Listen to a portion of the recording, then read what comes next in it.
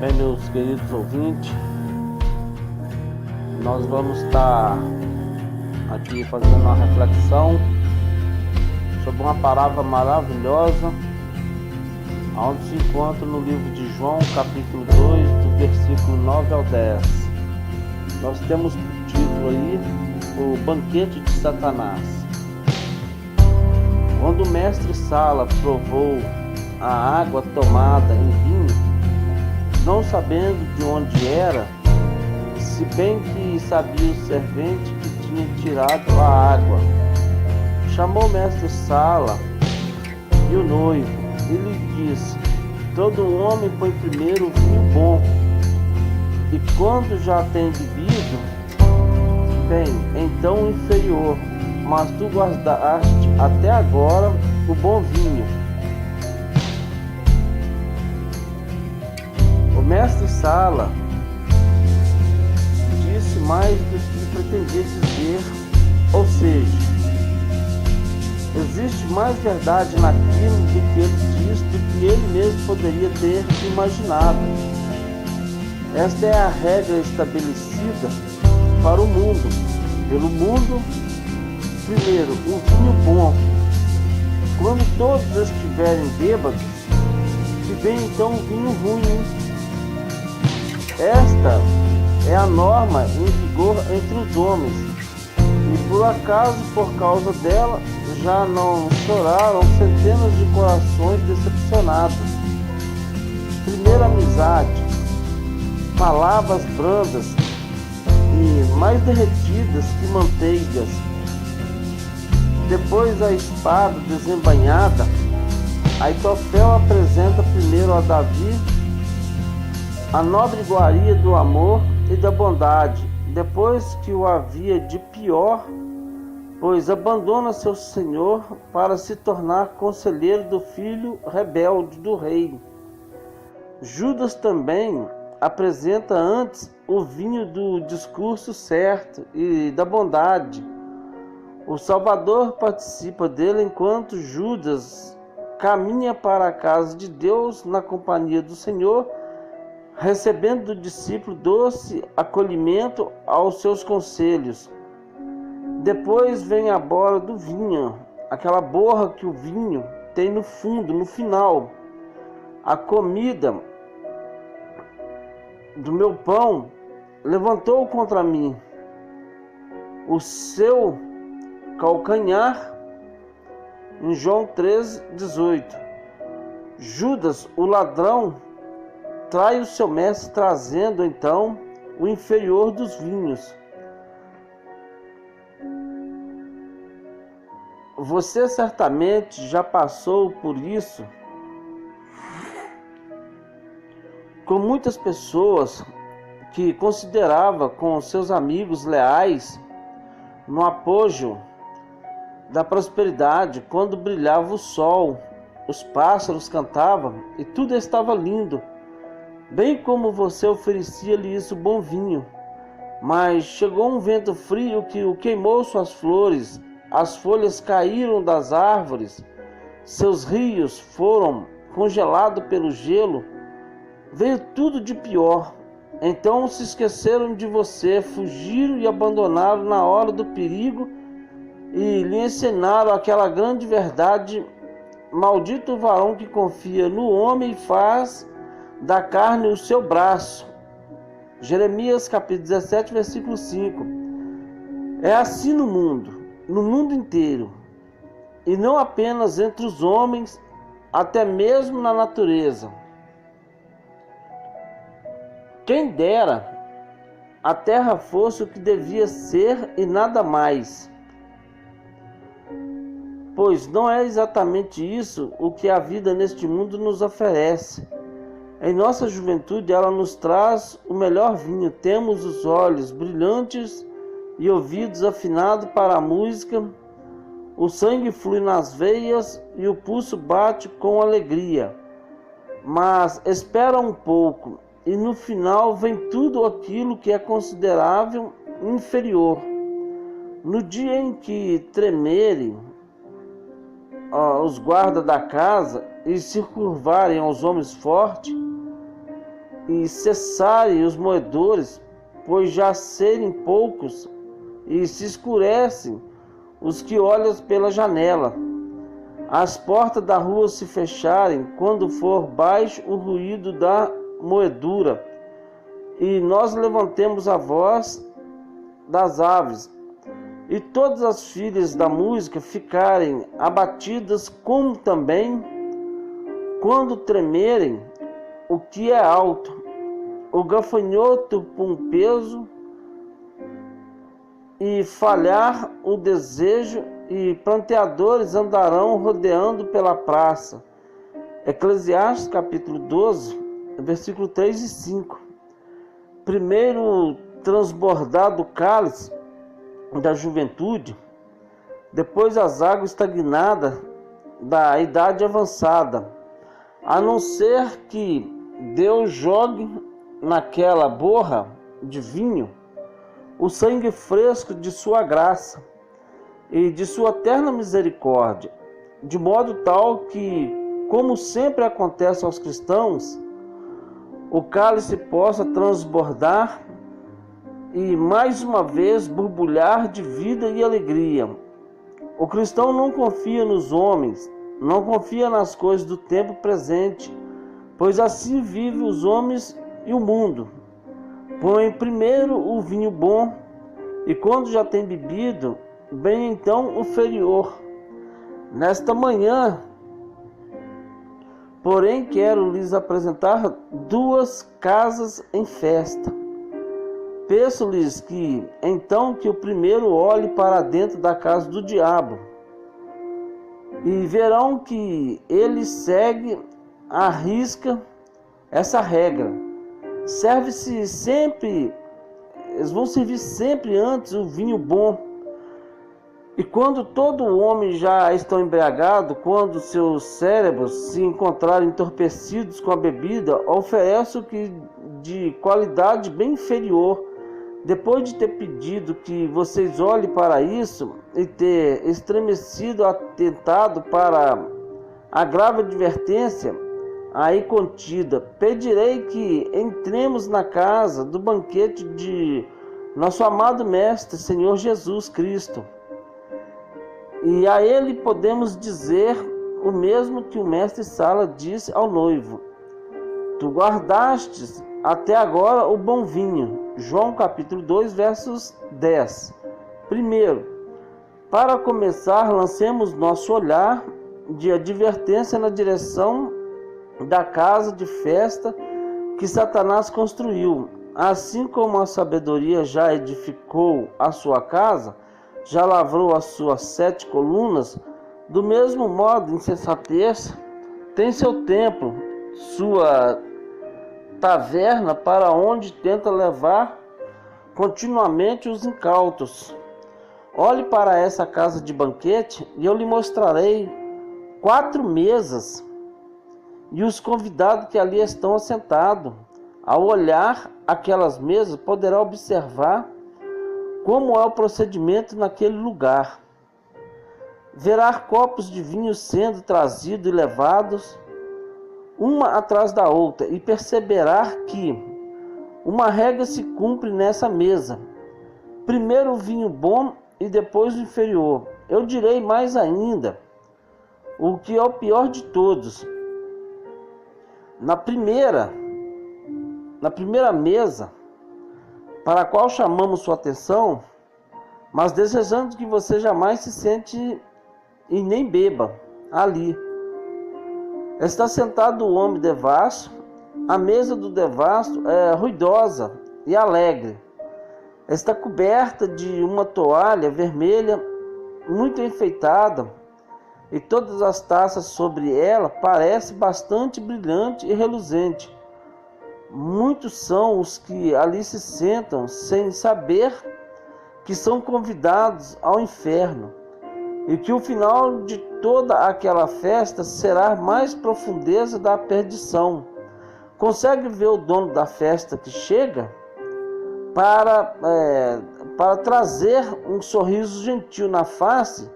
Suas roupas não são negras, mas sim multicoloridas.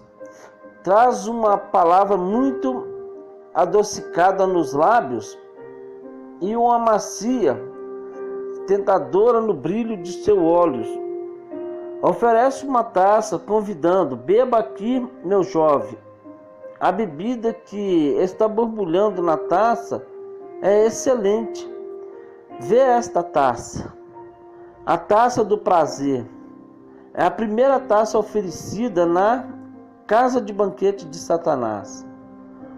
O jovem a toma nas mãos e sorve seu líquido.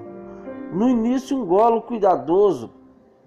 Toma só um pouco e depois abastece. Não deseja fazer muita concessão à luxúria. Não pretende mergulhar na perdição. Existe uma flor à beira daquele abismo.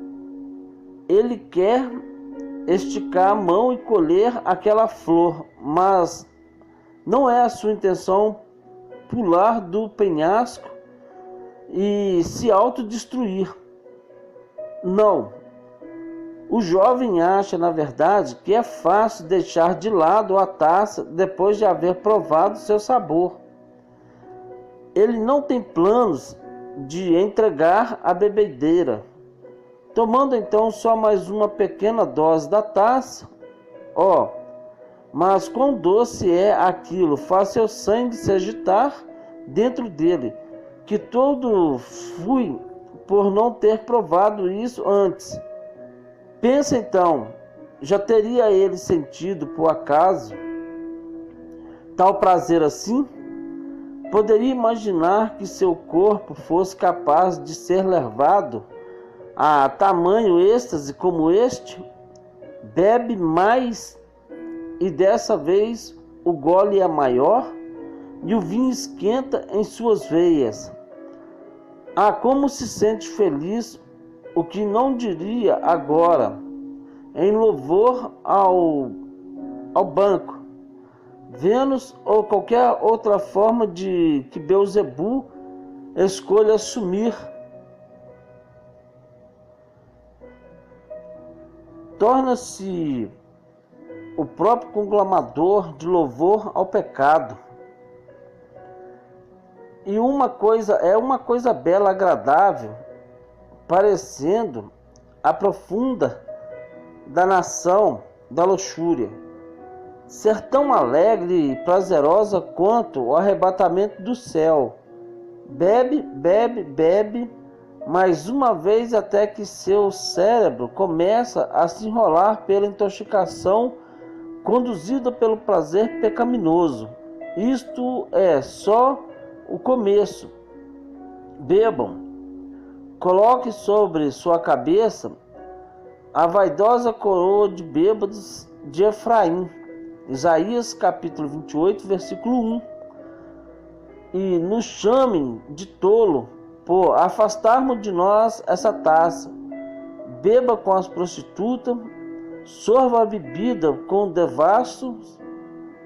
É possível que você se considere muito sagaz em fazer isso, mas saiba que depois disso vem algo pior, pois seu vinho é o vinho dos campos de Sodoma e Gomorra.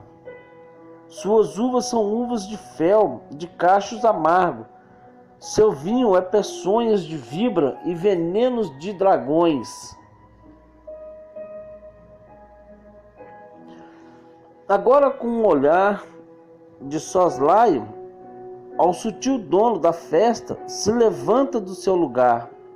Sua vítima já teve o suficiente do vinho bom. Retira então aquela taça e lhe oferece outra, não tão borbulhante. Veja este líquido. Não está ornamentado com as bolhas do arrebatamento. É raso, pesado, ínsipido, e é chamada taça da sociedade. O homem já teve prazer suficiente, tal qual um cão vomita, mas tal qual um cão voltará outra vez ao seu próprio vomito. Quem sente enjoo quem tem vermelhidão nos olhos, aquele que se detém tomando este vinho, estou falando de maneira figurada, mas também de maneira literal.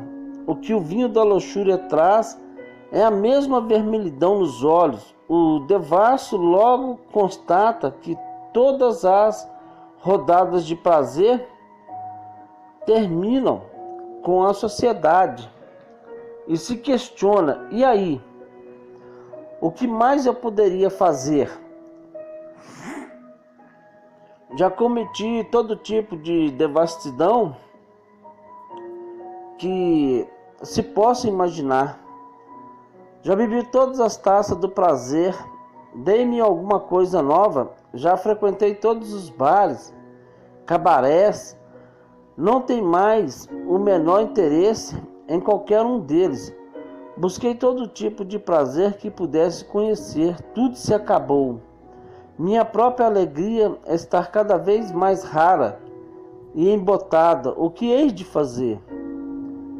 Esta segunda parte do banquete do diabo. A sociedade, um torpor vacilante, resultado de excesso anterior, milhares a quem continua bebendo da taça insossa da sociedade todos os dias. Seria para eles maravilhoso terem uma nova inventiva qualquer por meio da qual pudesse matar o tempo vazio. Obter uma nova descoberta que conseguisse dar um novo ar à sua inquietação ou às suas iniquidades. Se alguém lhes pudesse descobrir uma nova impiedade, alguma profundidade maior no mais estranho inferno das lascívias, seria capaz de bendizer seu nome por lhes haver dado novo ânimo, com alguma coisa para eles nova. Esta segunda taça, servida pelo diabo, você consegue perceber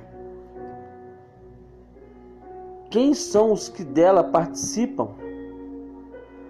Na verdade, há aqui esta manhã alguns de vocês que têm bebido uma grande dose dela.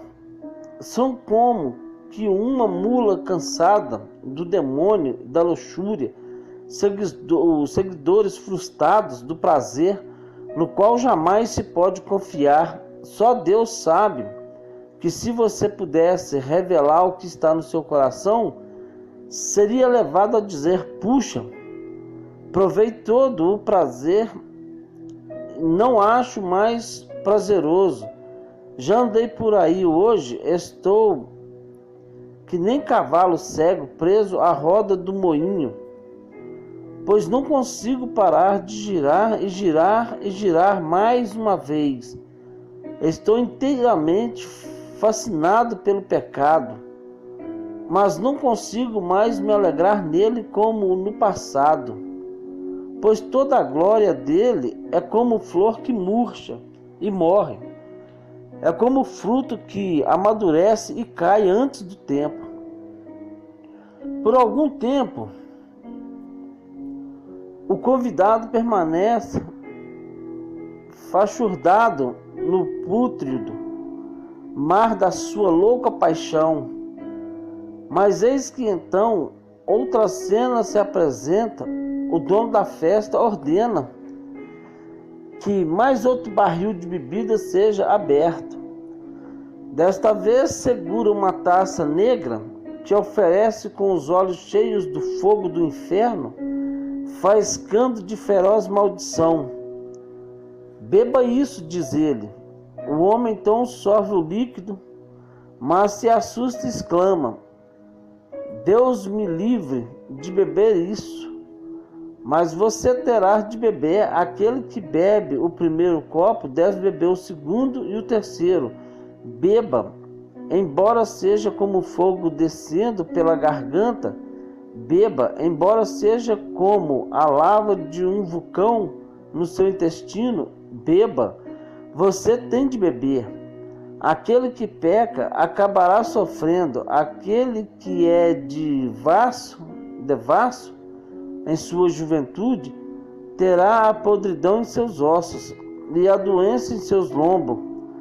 Na maturidade, aquele que se rebela contra as leis de Deus fará a colheita do seu próprio corpo. Sim, há coisas terríveis que lhes devo dizer sobre a terceira taça dessa bebedice. A casa de Satanás tem uma antessala repleta de tudo aquilo agradável aos olhos, fascinante ao gosto dos sentidos. Mas há também uma sala dos fundos que ninguém conhece, a qual ninguém viu todos os horrores ali. Há uma câmara secreta de onde o inimigo enterra as criaturas que ele mesmo destruiu, uma câmara debaixo da qual está o calor do inferno. Em cima de sua tábua é possível sentir o terrível calor daquele poço. Um médico talvez tivesse mais condições do que eu de narrar os horrores de muitos que vêm a sofrer como resultado de sua iniquidade. Deixarei isso de lado. Todavia, deixe-me divertir ao pródigo devasso que a pobreza que irá enfrentar será resultado da prodigalidade de seu pecado. Que ele saiba também que o remorso na consciência que irá cair sobre ele não é acidental, nem desce por acaso do céu, mas sim é consequência direta da própria iniquidade, pois o pecado leva às suas entranhas a miséria, e mais cedo ou mais tarde dá à luz esse terrível produto. Se semearmos, iremos colher o fruto. A lei da casa do inferno é essa: primeiro o vinho bom e então o inferior. João capítulo 2, versículo 10. Resta apresentar o último item. Preste atenção agora. O jovem, seguro que não dá muito valor às advertências que lhes entrego, com voz fraterna e coração afetivo, embora linguagens duras, beba esta última taça, pois o pecador será levado por fim a colocar-se antes ao túmulo. As suas esperanças e alegria se foram como o ouro em pó, colocado em um saco furado, o que terminou se perdendo para sempre. Agora que chega ao final, seus pecados os assombram e suas transgressões o deixam perplexo. Estar preso como um touro numa rede. Como escapará? Morre e desce da doença para a condenação. Seria possível a linguagem mortal descrever os horrores dessa última e terrível taça? Da qual deve o devasso beber e beber para sempre? Olhe para a taça. Você não pode ver a sua profundidade, mas dê uma olhada em sua superfície fervilhante. Ouça o ruído da agitação, o som de ranger dos dentes e o queixume das almas. As almas despreparadas. Olhe para essa taça e ouça uma voz vinda da sua profundeza. Isso só terminará com a punição eterna, pois uma fogueira está de lá muito preparada A sua pira é fogo e tem muita lenha, e o assopro do Senhor como torrente de enxofre ascendente. Isaías capítulo 30, versículo 33. O que você me diz sobre essa última taça, essa última parte do banquete de Satanás? Quem dentre nós pode habitar com o fogo consumidor? Quem dentre nós pode habitar com as labaredas eternas? Isaías capítulo 33, versículo 14. O devasso, eu lhe imploro, em nome de Deus, fuja dessa mesa. Não seja tão indiferente para com as suas taças, não seja inerte e seguro na falsa paz que você hoje desfruta. Veja, homens, a morte está à sua porta e os céus aos seus pés. Se encontrar uma repentina destruição, quanto a você, que um dia esteve sobre a orientação de um pai cuidadoso e vigilância, de uma mãe esperançosa, rogo que se afaste da casa do pecado e da insensatez, que as palavras do sábio possam ser escritas em seu coração e você nelas medita na hora da tentação. Afasta para longe dela, da mulher licenciosa, o teu caminho, não te aproximes da porta da sua casa. Provérbios capítulo 5, versículo 8. Porque os lábios da mulher licenciosa destilam mel, e a sua boca é mais macia do que o azeite, mas o seu fim é amargoso como o abismo agudo, como a espada de dois gumes, os seus pés. Desce a morte os seus passos, segue no caminho do Seol. Provérbios capítulo 5, versículo 3 e 5. Dá para ver aquela outra mesa um pouco mais para lá, no meio do palácio. Há almas despreocupadas. Muitos de vocês julgam que jamais irão à festa do inferno. E, no entanto, ali estão à mesa esperando por vocês também. Está coberta como uma bonita toalha branca, e todas as taças sobre a mesa são as mais brilhantes e atraentes. O vinho não se parece com o vinho de Gomorra, parece ser bom como o vinho tirado das uvas de Escoel. Não parece ter qualquer efeito intoxicante. É como o vinho sumo de antigamente, que era espremido diretamente da uva na taça, não possuindo em si mesmo nenhum veneno mortal. Você consegue ver os homens sentados naquela mesa? Como estão felizes consigo mesmo? Pergunte aos demônios que vestindo de branco serve a essa mesa, e eles dirão que o que se trata, essa é a mesa da justiça própria. O fariseu que se assenta ali, você deve conhecê-lo. Ele tem seus filantérios atados na mesa, bem no meio dos olhos, e a orla do seu manto é bem extensa. É considerado o melhor dos melhores professores, enquanto puxa uma cortina encobrindo a mesa, onde os devassos estão se embebedecendo. Satanás diz: fiquei quieto, não faça tanto barulho, para que esses santarrões hipócritas não percebam em companhia de quem estão. Essa gente cheia de justiça própria são meus convidados, tanto quanto vocês, e os mantendo aqui seguros de si. Desse modo, como se fora um anjo de luz, Satanás apresenta uma taça reluzente, semelhante ao cálice da mesa da comunhão, que o vinho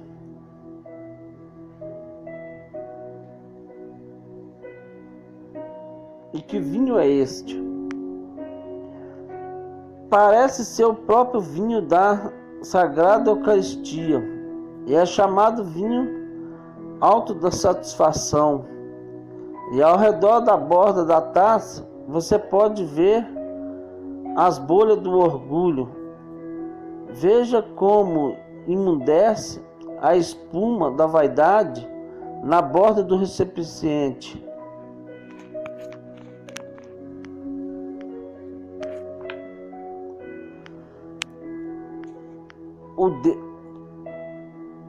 O Deus, graças te dou que não sou como os demais, homens, roubadores, injustos, adúltero, nem ainda como este publicano.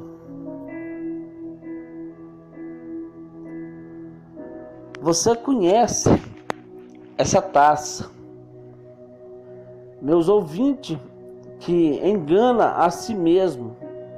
Quem dera vocês conhecessem o veneno mortal que está misturado ali.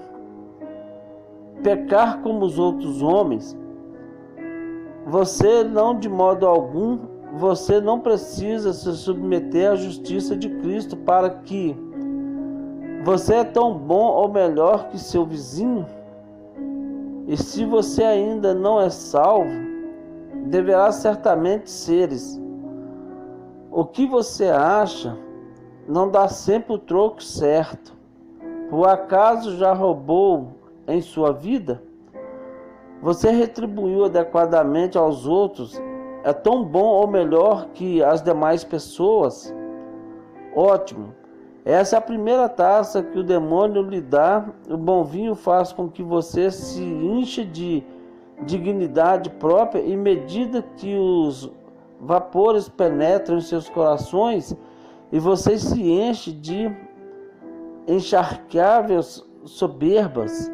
Sim, eu vejo sentado ali, naquela sala tão cuidadosamente anseada, finalmente decorada, e vejo também multidões de seus admiradores de pé ao redor da mesa, entre os quais até mesmo bons e honestos filhos de Deus que dizem: quem dera eu tivesse metade da bondade dele. Até a própria humildade do justo alimenta mais ainda a sua presunção. Mas espere um pouco, seus hipócritas, santinhos. Espere um pouco, ainda há uma segunda taça por vir. Satanás olha para os seus convidados com um ar de quase plenamente satisfeito. Dessa vez, o mesmo modo que o fez para a tropa de rebelde, eu enganei aqueles sujeitos alegres com a taça do prazer. No final, servi-lhes a taça da sociedade, e enganei mais ainda vocês que se acham muito bons. Eu também os enganarei duas vezes, realmente os farei de tolos. Assim traz uma taça que às vezes nem ele mesmo gosta de servir. É chamada taça de descontentamento, da inquietação da mente. E há muitos que a bebem depois de toda a sua autossatisfação. Pergunto a você, que se considera muito bom aos seus próprios olhos, que não tem o menor interesse em Cristo, será que não percebe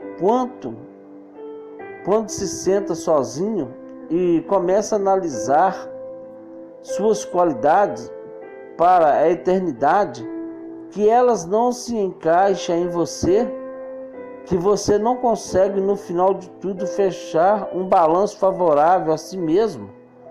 Como acha que pudesse? Já constatou que algumas vezes em que você pensa está em cima de uma rocha, havia um tremor debaixo dos seus pés? Por acaso já não ouviu crentes cantando corajosamente versos como este? Com ousadia me erguerei naquele dia entre meu rei, Pois do juízo eu livre estou, e por seu sangue ao céu eu vou. Você certamente irá dizer: bem, eu não preciso cantar isso. Eu tenho sido tão bom ou melhor que qualquer frequentador de igreja que já viveu Nunca deixei de ir à igreja todos esses anos. Só não posso dizer que tenha de fato uma confiança assim tão sólida. Houve realmente uma época em que você mantinha uma esperança em sua a sua autossantificação, mas agora que a segunda taça lhe foi servida, você já não anda muito satisfeito. Bem, diz um outro: eu também vou sempre à igreja, fui batizado, fiz profissão de fé, embora não possa dizer que haja conhecimento realmente. O Senhor, com toda sinceridade, é verdade, houve um tempo em que achava que tudo estava bem comigo, mas agora ando buscando algo que não consigo encontrar. Surge então um temor no coração. Construir algo em cima da justiça própria não é tão prazeroso quanto alguém poderia supor. Sim, esta é a segunda taça. Espera um pouco mais, e quem sabe ainda neste mundo, mas certamente já na hora da morte, o demônio trará a terceira taça e o desalento diante da descoberta de estar perdido. Quantos homens que se levaram ao valerem da justiça própria nesta vida, descobriram que afinal aquilo sobre a qual colocava sua esperança os traiu. Houve uma vez a respeito de um exército que, tendo sido derrotado numa batalha, tratou de bater retirada, assim por maior que fosse o poder que lhe restava. Os soldados fugiram em direção de determinado rio, onde esperavam encontrar uma ponte pela qual iria passar e se colocar em segurança. Quando, porém, chegaram ao rio, ouviu-se à frente deles um grito de pânico: a ponte caiu, a ponte caiu. Esse grito, no entanto, não foi ouvido por todos em uma multidão de soldados que já vinha correndo precipitadamente em direção à ponte. Empurrou os que estavam à frente, forçando-a a cair no rio, até que esse ficasse completamente repleto de corpos dos afogados. Tal é o desígnio daquele que confia na justiça própria. Você talvez pensasse haver uma ponte no ritual da igreja e que o batismo, a confirmação e a ceia do Senhor deveria constituir os sólidos arcos dessas pontes, formada por boas obras, o cumprimento de obrigações. Contudo, quando já prestes a deixar esta vida, pode vir a ser ouvido um grito: a ponte caiu, a ponte caiu. E será inútil então tentar voltar. A morte está vindo bem atrás de você e forçará a ir adiante. Você poderá ter de descobrir que vai ter que perceber, tendo rejeitado a verdade, a grande salvação é procurando salvar a si mesmo por meio das suas próprias obras. Esta é a última taça, o pior vinho. É a sua poção eterna, será a mesma do devasso, por melhor que você se julgue que era. Como rejeitor Cristo, terá de provar a taça da ira de Deus. A taça está cheia de pavor e de estremecimento Certamente todos os ímpios da terra vão e verão e beberão as fezes. Salmo 75, versículo 8. Desse cálice, e você o beberá tal como eles. O irmão ainda é tempo de tomar cuidado. Deixe a soberba, humilhe-se, pois debaixo da potente mão de Deus. 1 Pedro capítulo 5, versículo 6. Creia no Senhor Jesus Cristo e vocês serão salvos. Atos capítulo 16, verso 31. Alguns de vocês acham que se escaparão do flagelo, mas existe ainda uma terceira mesa repleta de convidados dos mais honrosos. Creio que ali, mais do que nas outras mesas, têm se assentado príncipes e reis, governantes, ministros, juntamente com grandes homens de negócios, e chamada mesa do mundanismo. Um daqueles homens comenta: eu não gosto de devasto. Meu filho mais velho, por exemplo, eu tenho muito cuidado de ganhar o meu dinheiro durante toda a minha vida. Não é que esse rapaz não pretende trabalhar no meu negócio. Tornou-se um verdadeiro devasso. Estou muito contente por haver o pastor falado com bastante dureza sobre isso. Também não dou a mínima atenção às pessoas cheias de justiça própria. Elas não são de modo algum importantes para mim. Na verdade, não me importo nem um pouco com a religião. Gosto de saber e se as aplicações de investimento financeiro estão subindo ou caindo. Se existe uma nova oportunidade de se fazer um bom negócio. Enfim, isso é tudo que me importa.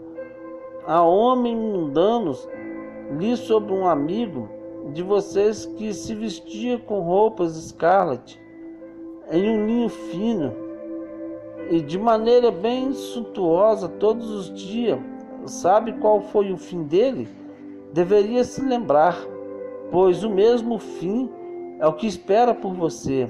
O fim de sua festa será o mesmo da festa dele.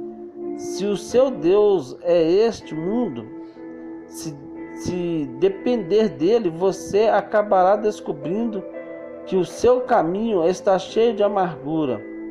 Veja agora a mesa deste homem mundano que vive apenas em função de seus lucros e ganhos. Satanás leva até aquela mesa uma taça transbordante, diz um deles: meu jovem, você está começando no mundo do negócio e por isso não precisa se importar muito com essas conversões a respeito de honestidade, nem com os caprichos um tanto fora de moda da religião. Fique rico o mais rápido que você puder. Arrume dinheiro honestamente se puder, ou se não, como você puder, de qualquer maneira, diz o diabo. Ele coloca a taça sobre a mesa. Aqui está o vinho, recebe aberto para você. Sim, diz o jovem, eu agora tenho prosperidade e abundância. Minhas esperanças realmente se concretizaram. Você então vê o primeiro, o melhor vinho da festa dos mundanos, e como muito de vocês são tentados invejar este homem. Se eu tivesse essa perspectiva nos negócios, diz, não tenho.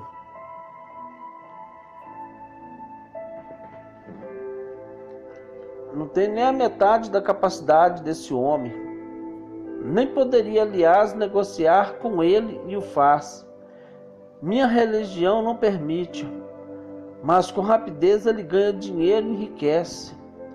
Se eu pudesse ser como ele. Espere, meu irmão, não faça julgamento antes do tempo.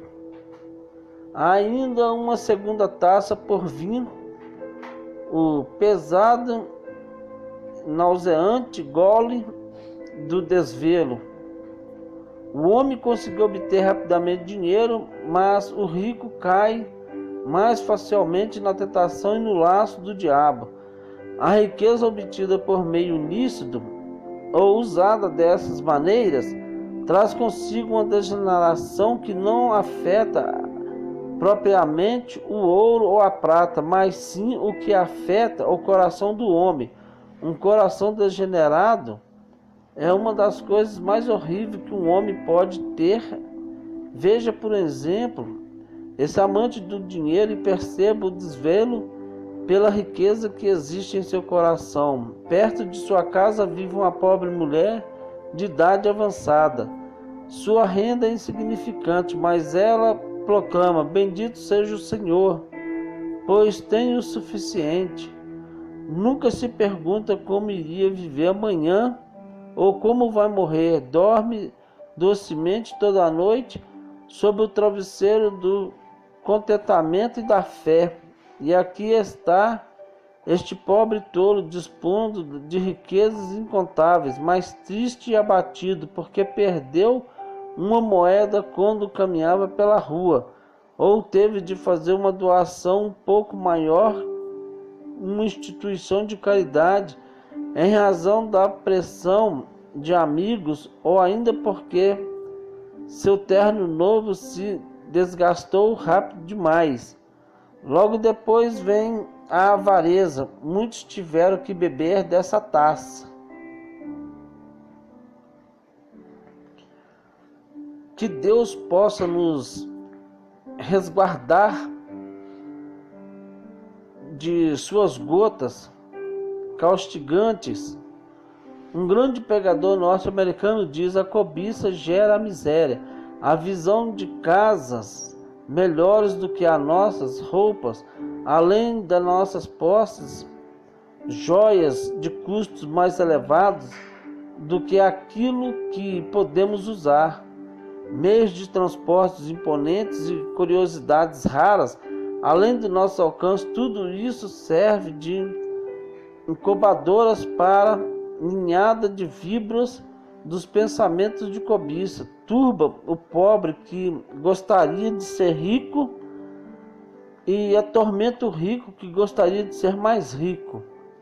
O homem cobiçoso anseia pelo prazer, fica triste na presença da alegria, e a alegria do mundo é a tristeza, porque toda a felicidade dos outros não é sua. Não creio que Deus abomine. Ele sonda seu coração como se estivesse entrando numa caverna de pássaros barulhentos, ou num ninho de víbora, e sente repulsar diante da visão de seus moradores. Rastejantes para os homens cobiçosos, a vida é um pesadelo, e Deus permite que ele lute com isso da melhor maneira que puder. Mamon poderia construir seu palácio em um coração assim, com prazer, trazendo toda a festança para ali e a honra, todas as suas grinaldas. Seria como ter prazer em uma sepultura enfeitada de grinaldas, uma tumba. Depois de tornar avarento, tudo que o homem possui não significa mais nada para ele. Mais e mais e mais, diz ele, tal como algum pobre criatura em terrível febre clama por água e por água. Você lhes dará de beber,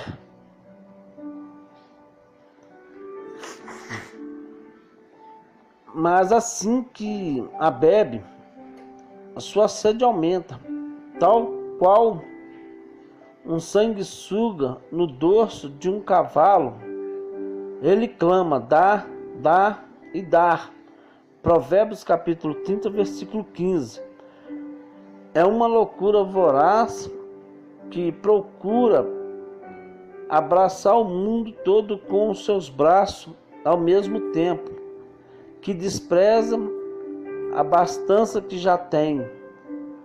É uma verdadeira maldição da qual muitos morreram, e alguns até com um saco de moeda nas mãos e a tristeza estampada na face, porque não puderam levar sua riqueza consigo para o caixão, nem carregá-las para o outro mundo. Cego assim a taça seguinte.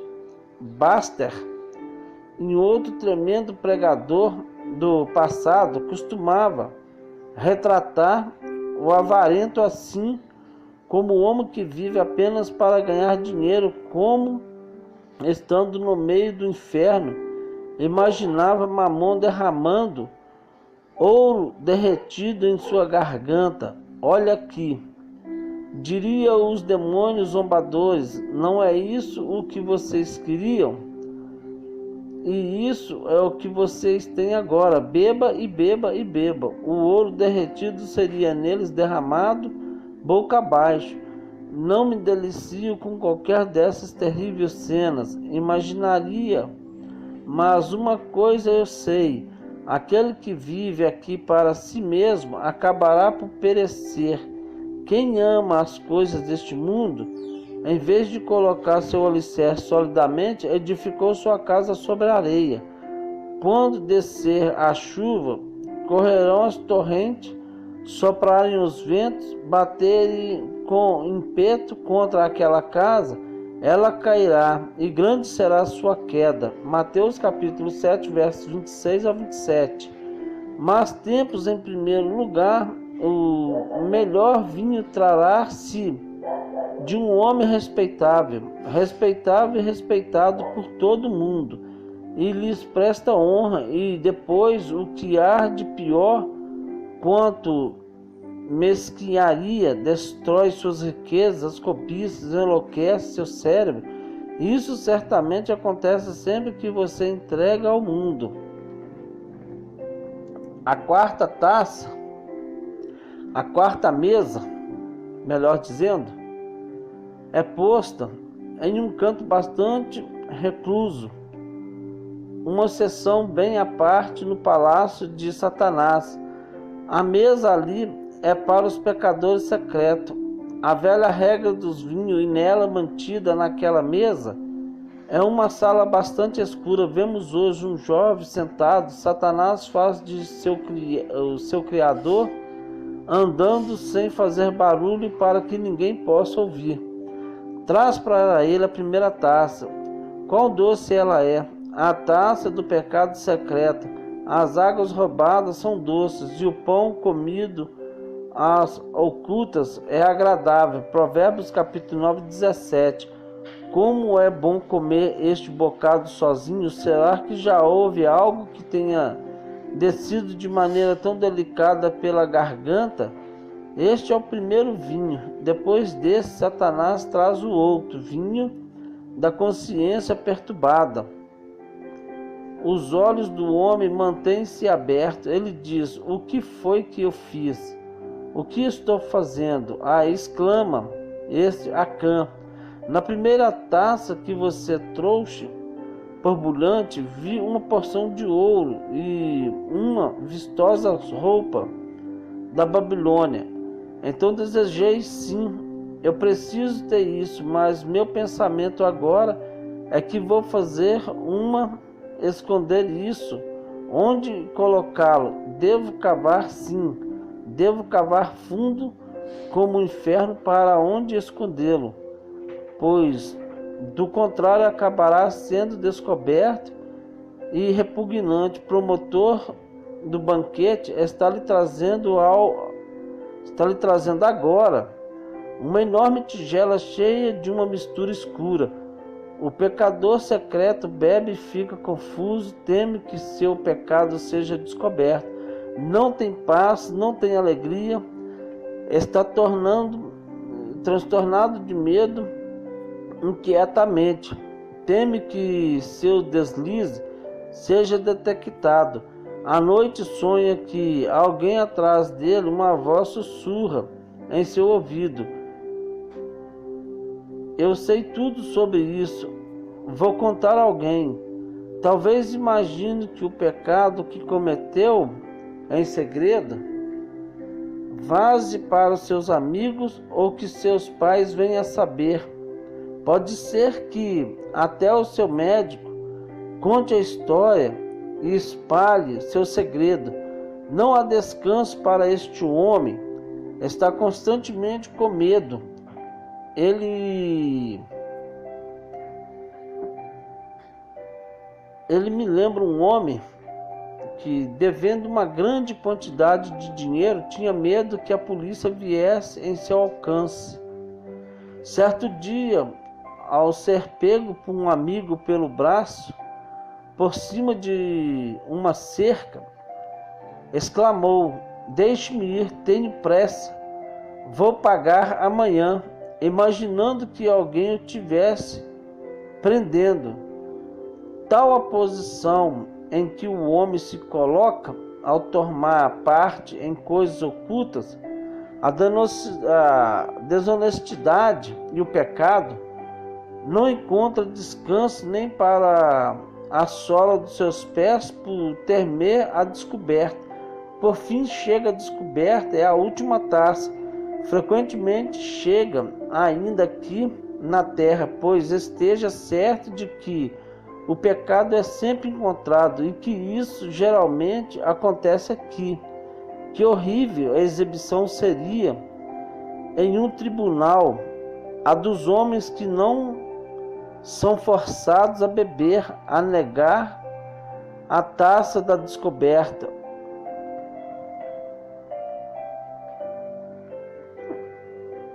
Quem dirigia as reuniões religiosas, que era honrado como santo e enfim desmascarado, e o que diria o juiz, o que diria o mundo sobre ele, que ele só é merecedor do escárnio, desgraças e reprovações onde quer que for? Mas suponha que seja tão ardiloso a ponto de passar pela vida sem ser descoberto, embora particularmente eu achei isso que impossível, que o cálice ele terá de beber quando tiver de colocar finalmente ante o tribunal de Deus. Traga o carcereiro abominável, capataz do calabouço do inferno. Traga o prisioneiro, ele vem, todos os mundanos estão ali reunidos. Levante-se, vocês fez algumas profissões de fé religiosas. As pessoas achavam que vocês eram santos. Eles estão sem fala, mas muitos ali naquela multidão comentam: nós de fato considerável assim. O livro está aberto.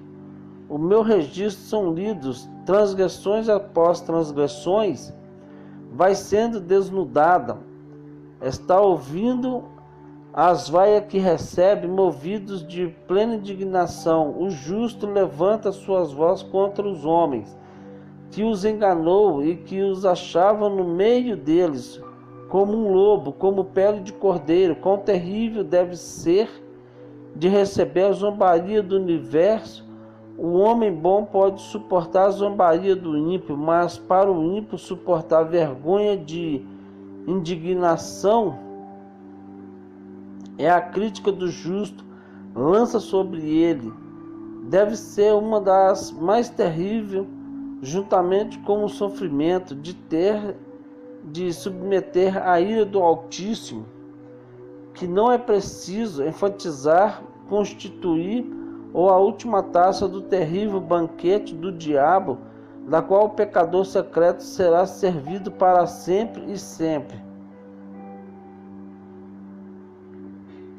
Faça uma pausa agora, simplesmente para reunir forças a fim de pedir que qualquer coisa que eu haja dito que possa estar relacionada com qualquer dos meus amados ouvintes não seja esquecida.